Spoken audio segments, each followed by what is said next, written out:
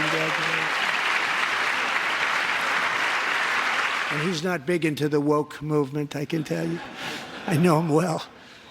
I am pleased to report that in January, the U.S. Army had its single best recruiting month in 15 years, and that all armed services are having among the best recruiting results ever in the history of our services. They're not supposed to be smiling and clapping, just so you know. That was President Trump talking about U.S. Defense Secretary Pete Hegseth.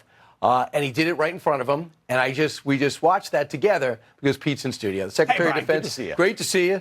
What a start you've had. What did that feel like to have the president talk about the one thing you always focused on? Let's build up the military. Let's find out about what's going on wrong with recruitment. And he says there's already a difference in 7 weeks. Well, the brave men and women of America have stepped right up. When they see who their commander-in-chief is, what his focus is, back to basics, warfighting standards, accountability, and readiness, they're ready to raise their right hand and join the U.S. military. And from the Marine Corps to the Army to the Air Force to the Navy, we've seen record numbers across the country of Americans saying, I want to serve under the commander-in-chief, President Trump. So it was a cool moment to hear him announce that there. The military has responded.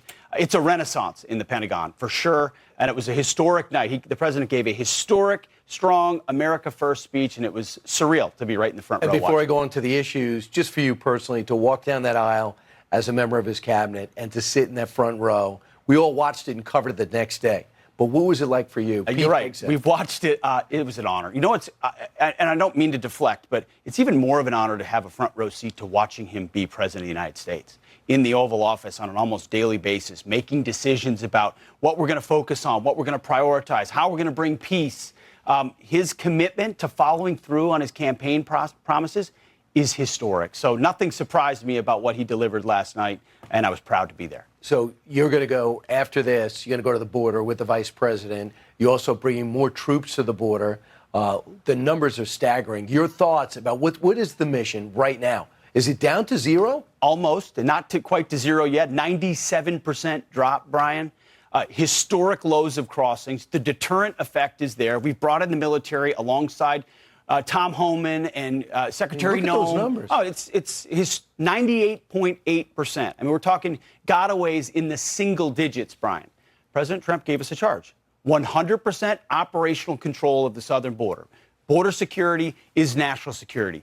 Over 20 million people, as the president pointed out last night, poured in across our open border policy, which created recklessness, death, drugs for our communities. We're sending those folks home, and we're not letting more in. And you're seeing that right now. Are you hearing that Mexico's cracking down, too? Because they evidently arrested 900 cartel members.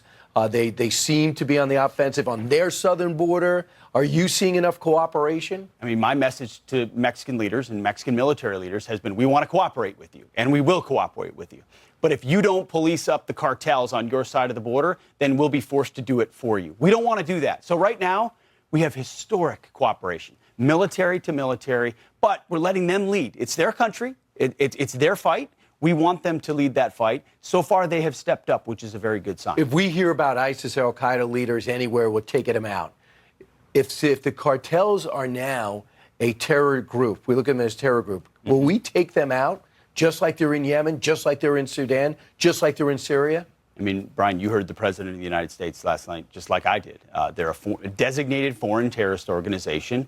We will not accept them controlling that border, poisoning our people with fentanyl, which those numbers have not gone down enough, which is why the president has continued tariffs on Mexico. So all options, as I've said, are on the table. We would prefer that the Mexican government handle it themselves, and we hope they do, and we're partnering with them to do so. All right, let's change gears. As the speech wrapped up last night, this was posted by the Chinese embassy.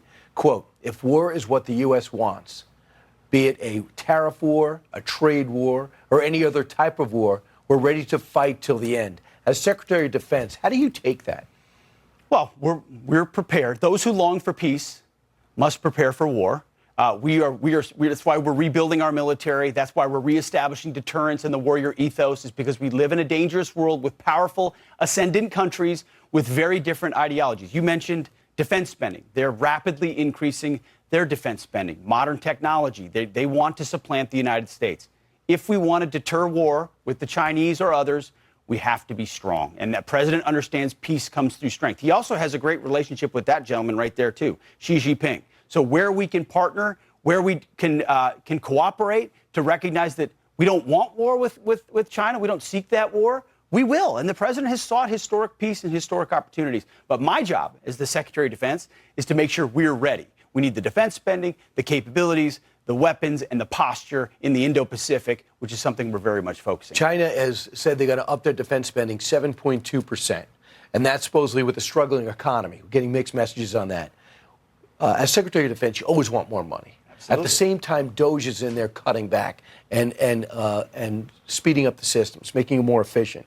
How much money are you asking for when you talk to the president or when you talk to the Treasury Secretary in this budget? How much more do we need? Because we watched it, the defense spending was not even keeping up with inflation over the last 4 years. My message has been I'm both a fiscal hawk and a defense hawk, and I think America First represents both with peace through strength. So DOGE is going to cut fat where we need to, and we're going to reprioritize on the right things. So it's not about a fixed dollar amount, Brian. It's about addressing the president's priorities: Golden Dome, southern border, modernization, hypersonics, UUVs, UAVs, the fight of the future against China. They know we're serious, and we're building for that. So let's talk about the big announcement yesterday.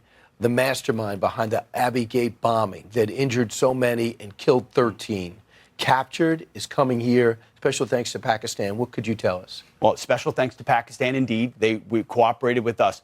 But this started, I want to be very clear, under this administration.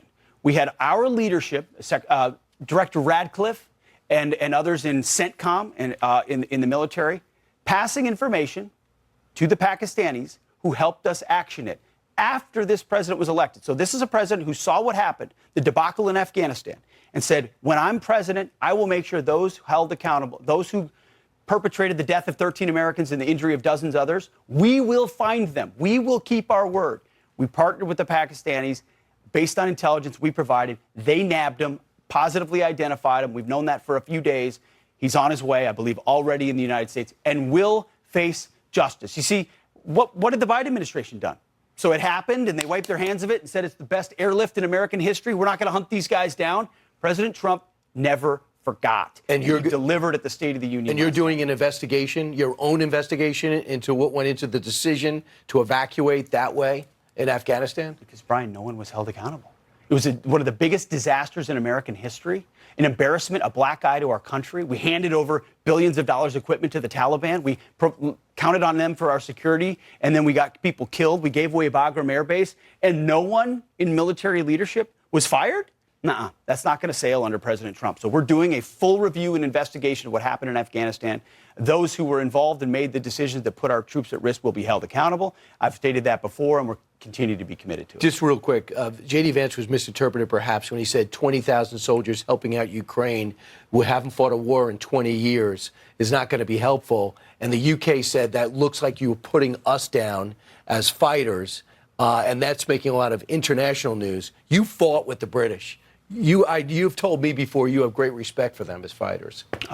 J.D. Vance is an incredible vice president. He's just been fantastic. And he's said what I've said, which is NATO needs to step up, whether it's the French or the British or others who we've fought with in certain conflicts. And I have served in Afghanistan with great British soldiers. The question is, will their government step up and provide that security guarantee with European troops? Right. The vice president recognizes the necessity of that, as do I, and we're hoping they will step up. Mr. Secretary, I know, thanks for your first stop en route to the border. It's good to see you, brother. The only guy, the one secretary I know that can handle early morning hours.